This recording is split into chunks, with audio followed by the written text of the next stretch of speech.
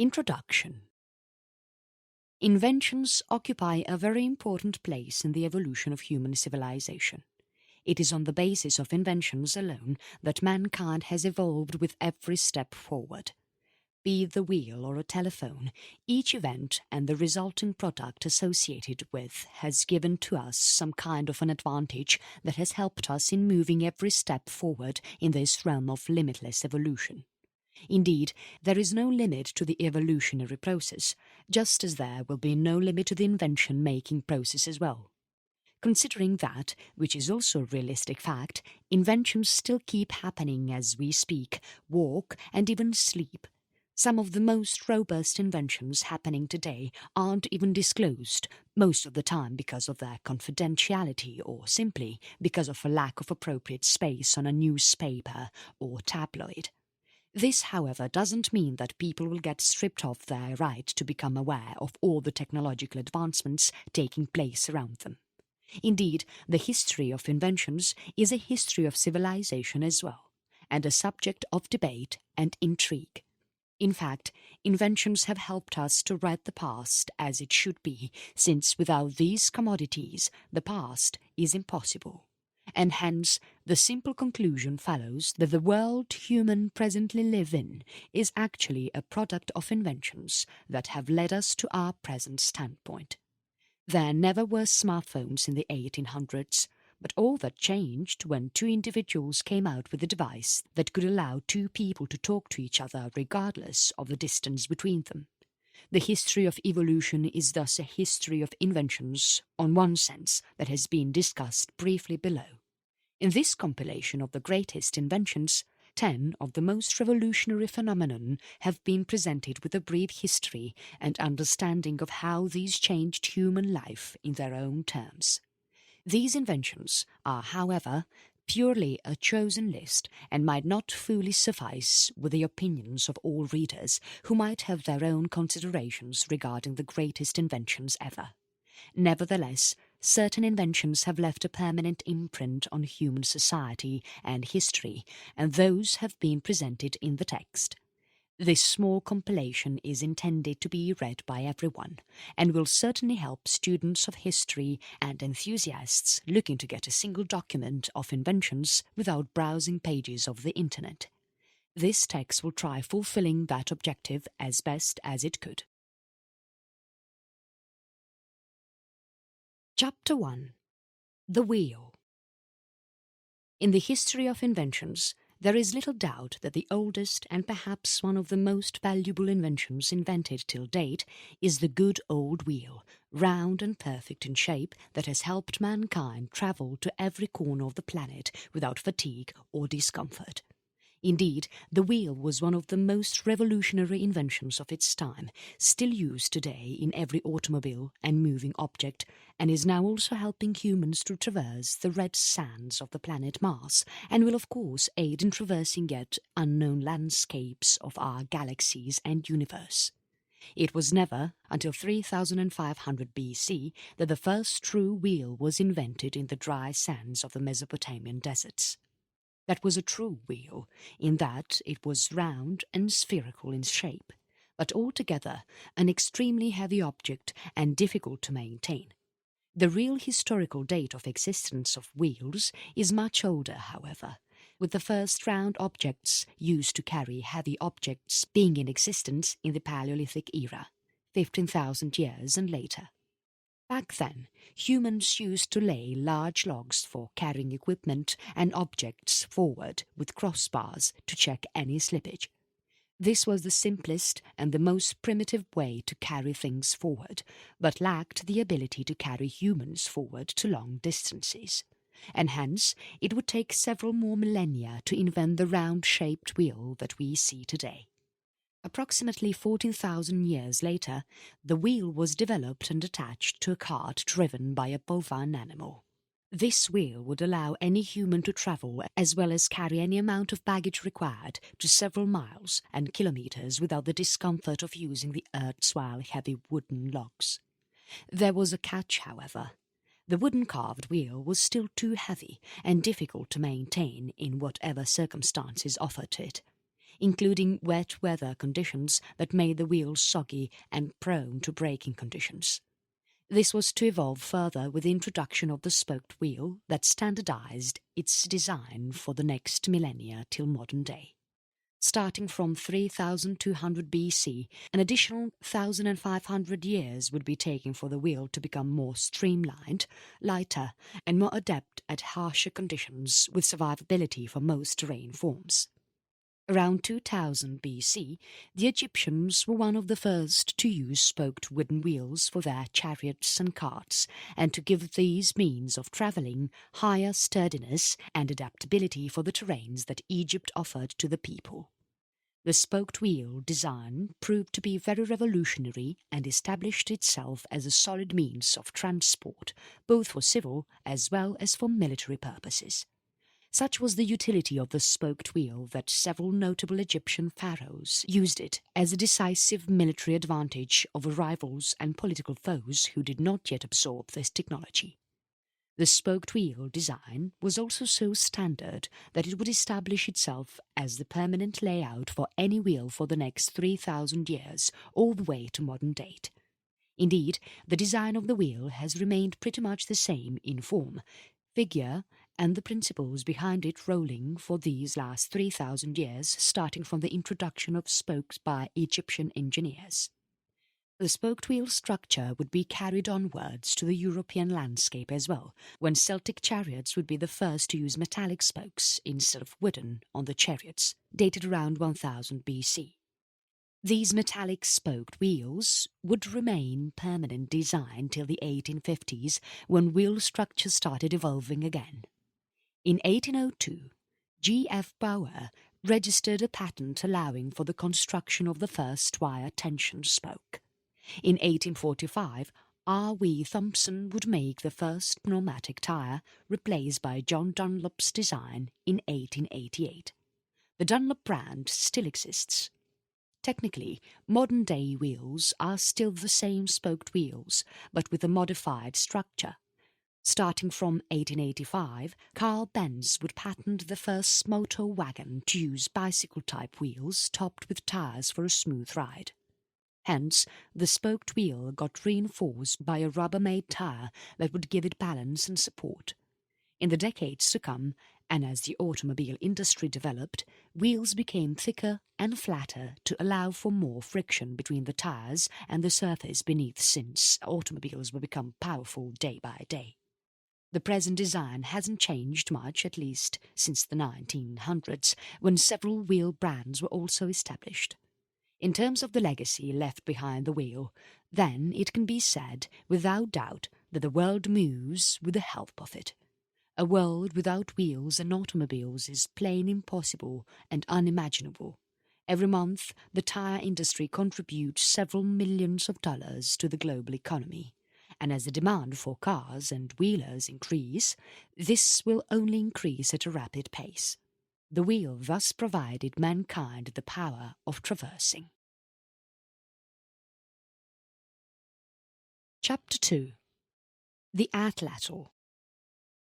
Human beings have existed because of their ability to survive in any condition thrown up to them, and their powerful ability to adapt to any condition by developing certain traits that help them to cope up more with their surroundings and environment.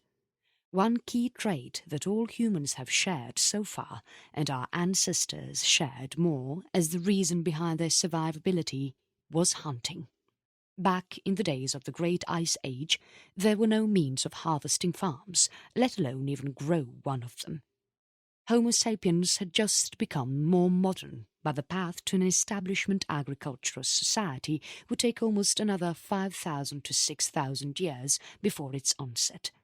Till then, human societies were at a constant move and activity to survive the best they could. Since this was a question of preserving the whole human race, developing the aspect of acquiring and storing nutritious items was priority at the top of the list, and there was no compromise with that. Physically, humans have been evolved to hunt. Being group organisms, humans used to form hunting parties, lock on a faunal target, and hunt it down like most other hunting species do. Male members were specifically required to fulfill the duty to bring back food for the family and kids. Biologically, the shoulder structure has been designed by nature to throw airborne objects that would hit and make a successful kill. The Atlatl would aid in this hunting experience and allow for these humans to preserve themselves in these turbulent years and make what for new generations to populate the earth. However, hunting came with a bunch of costs and dangers of its own. Hunting events were mostly dangerous to all those participating, and these were characterized by several members becoming lost or even losing their life to the powerful forces of nature. No wonder that not everyone survived, but only those very few who were able to apply more wits and senses to the whole situation. Sometimes, tribe members would permanently become handicapped after an event, making them an additional burden rather an asset for the whole tribe. In these circumstances, the human ability to make things out of natural resources proved to be a powerful force. The Atlatl was the first device that would aid humans in throwing spears towards a target far unreachable by usual throw of the hand. It was also the first leverage machine, in that the energy of the arm would get transferred to a lever-like mechanism, get concentrated, and would help a spear or a javelin to launch off with full force, helping the thrower to launch the weapon at unimaginable speeds and distances. The mechanism was so innovative at its time that it was undoubtedly the most advanced device for hunting purposes. The hunter would simply put a javelin or a spear on its resting part, aim for the target, and by holding the leverage, perform a throwing action by which the spear would dart off with great speed and force, enough to kill a soft target with ease and accuracy. Although it's unknown on the common specific targets the Atlatl was used, the device was more than enough to hunt down species like deer or wild boars. The legacy of Atlatl too cannot be ignored. The device was the first to use a leverage mechanism to drive a missile forward. For thousands of years after its inception, the Atlatl would find use in more advanced purposes, specifically in military and on the battlefields.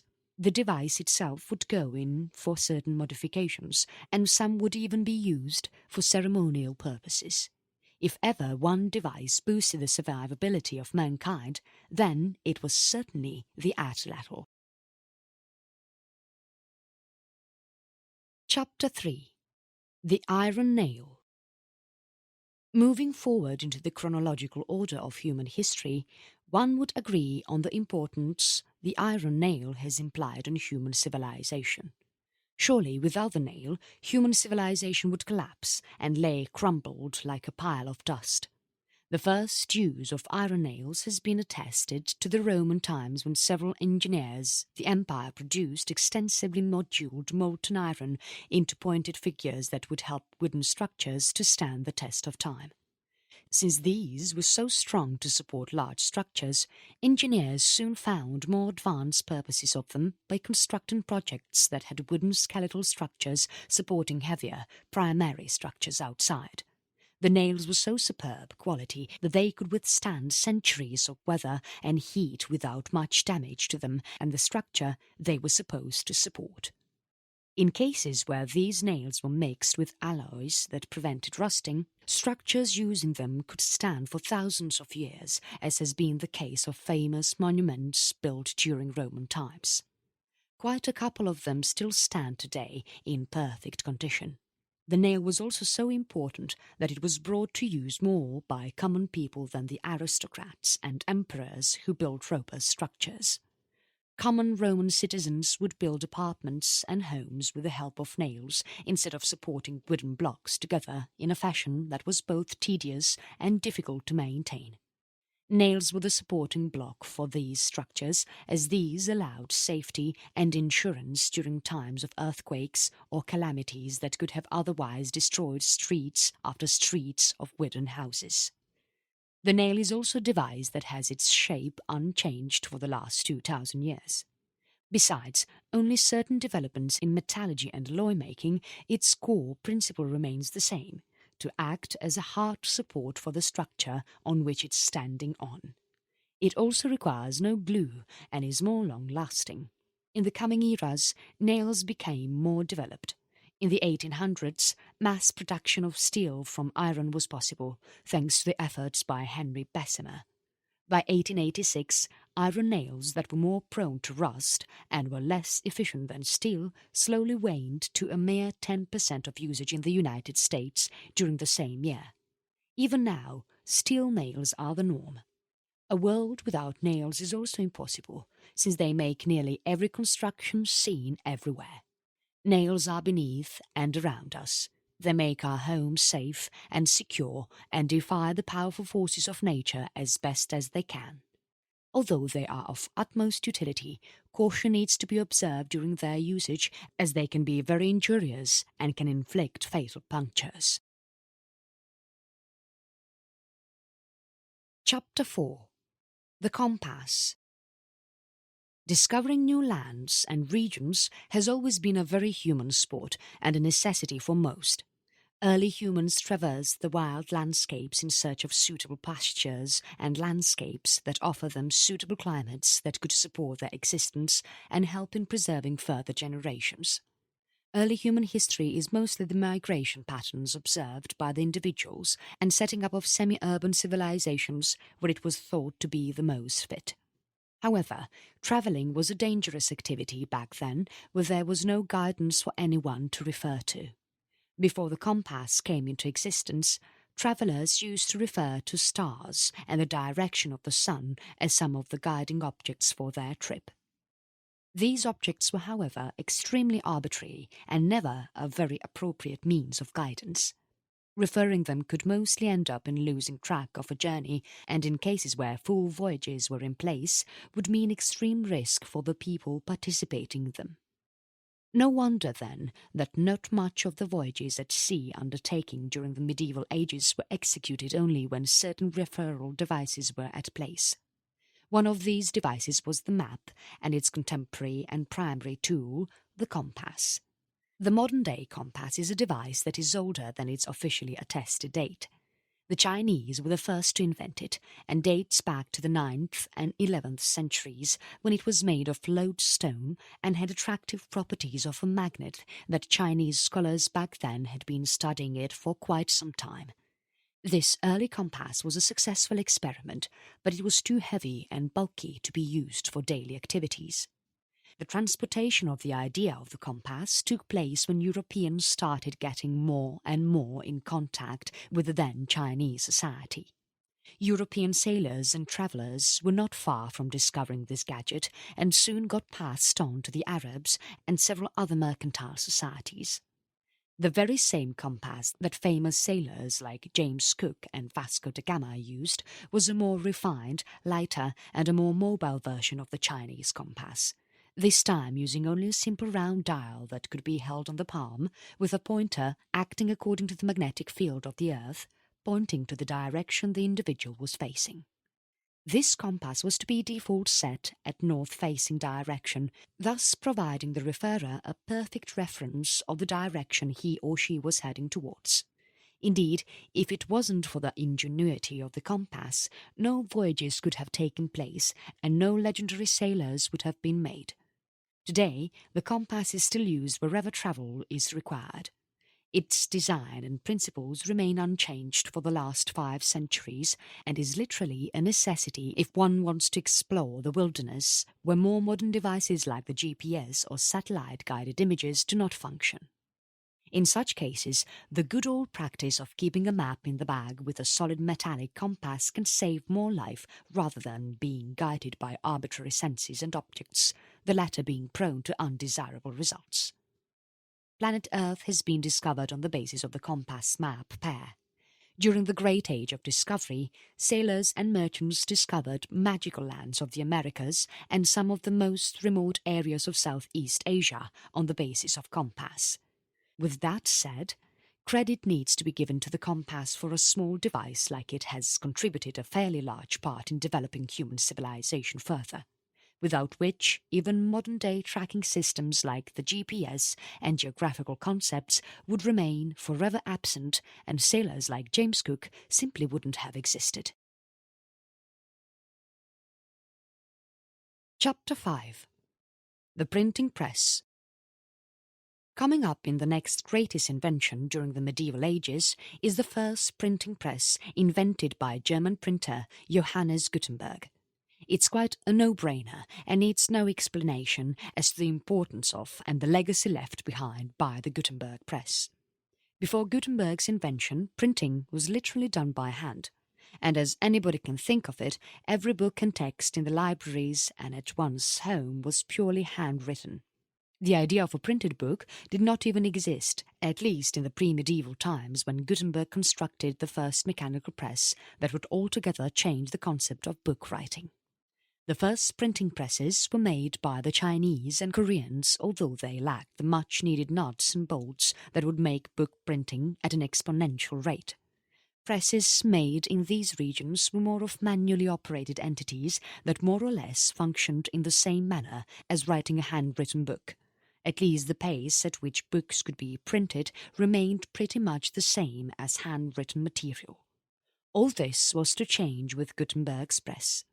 His mechanical press had no prior knowledge of Chinese or Korean presses, although it had only certain similarities. Gutenberg's and the presses used in these eastern regions at least used the handmade molds that helped create large metallic movable types. The only unique thing about Gutenberg's press was its mechanical process where the ink could be transferred from the movable parts to a piece of paper. This small, yet revolutionary concept applied by Gutenberg changed the course of history forever and changed the world along with it. Within months of his successful construction of the first mechanical press, publication of books skyrocketed. With its inception in 1440, the number of books published in Europe by 1500 was incomparable. A staggering 20 million books were sold in Europe alone, beginning the adoption of the printing press by several shops and the establishment of large-scale printing presses. The printing press was also so important as it introduced literacy to everyone and anyone. Prior to these machines, being literate was primarily concerned with the wealthy and established families who thought of as education as one of the foremost activities of the members. During the Middle Ages, the existence of feudalism further created the divide between the haves and have-nots, the former comprising of noble aristocrats, knights and ruling families getting ample opportunities for educating their young members, the latter hardly even getting enough finances to pursue literary activities. This was also in contrast to the erstwhile Roman times, when education was considered a way of civilized life, and education was more of a common good among the citizens across the empire rather than a monopolized commodity. All this, however, changed permanently with the coming of the press. Kids, teachers, theologians, parents, families and nearly everyone could now easily access to any literature they wanted to refer to. The printing press revolutionized the world read and wrote. It also saved immeasurable minutes of theologians' times who used to devote considerable portions of their daily time writing biblical and other such stuff through means of calligraphy and specialized writing. Since these techniques were extremely time-consuming and required even more time to completely publish copies of one book, the printing press gave these hands a remarkable rest. Theologians and churches could simply print books by developing molds in the calligraphic style and simply witness the flow of the ink through these molds as one book after another printed in quick succession. Foremost, the printing press gave the Bible and the literature of faith to the masses that was so required since centuries. It was also the start of printing of magazines and newspapers that would further make way towards the development of media and journalism. Chapter 6. Gunpowder. It can be hard to imagine gunpowder as one of the greatest inventions in history, but trying to analyze its effects will result in one realizing that the gunpowder changed the course of human history just like the printing press, the wheel and the compass have done so far.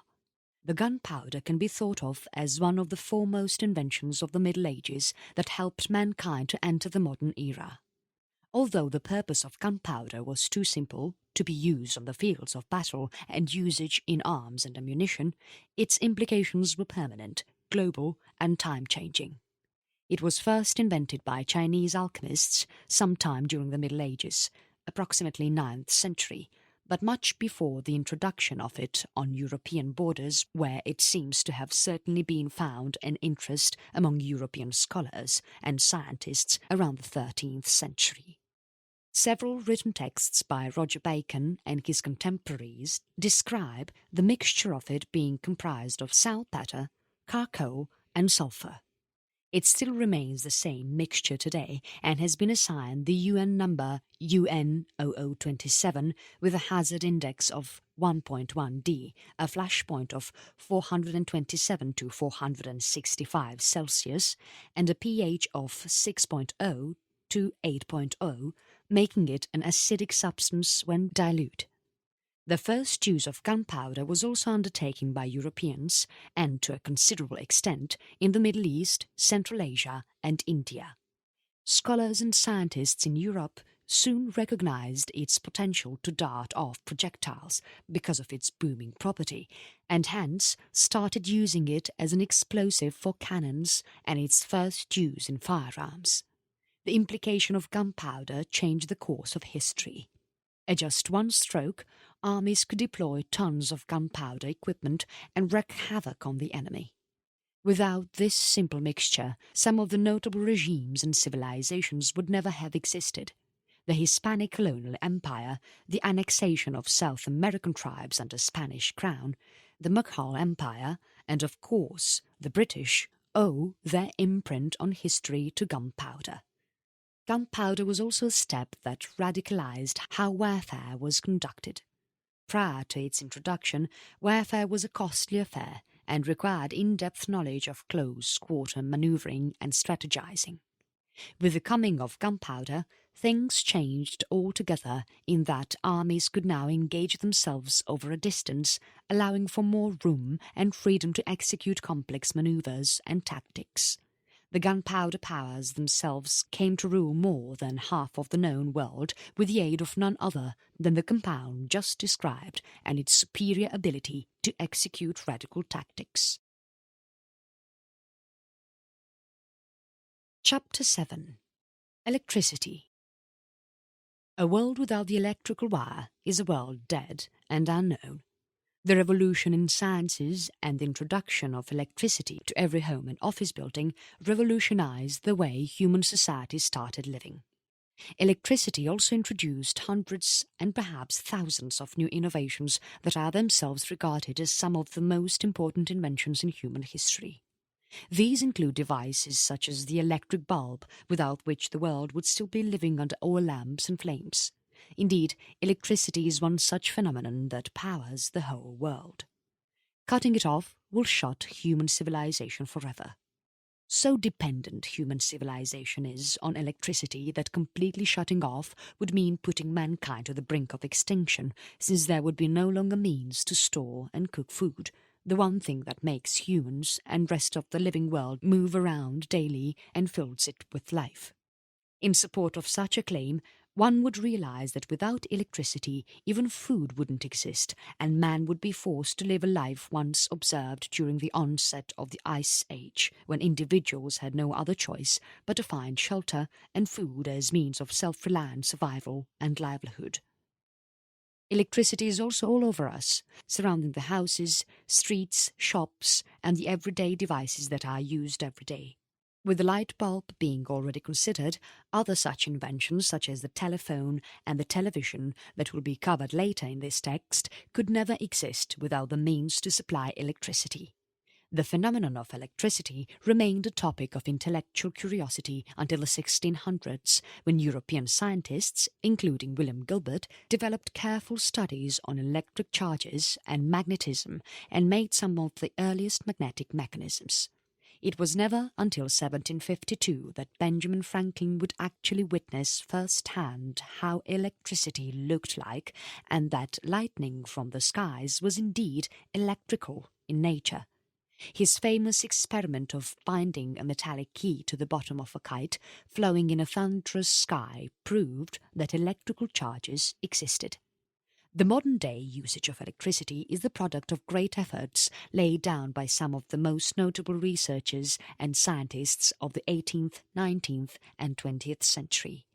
By the late 1800s, electricity was started to gain immense importance from being an area of scientific research to full-scale electrical engineering.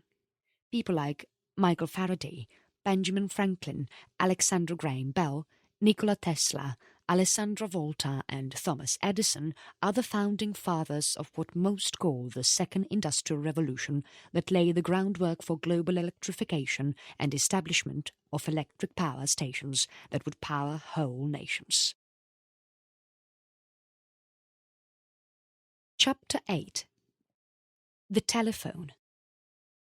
Some of the most unique inventions that forever changed the lives of human beings were a result of accidental experiments. One such invention was the great telephone, still used today in just a more digital format. Without the telephone, modern-day commerce and global business could be imagined as near impossible.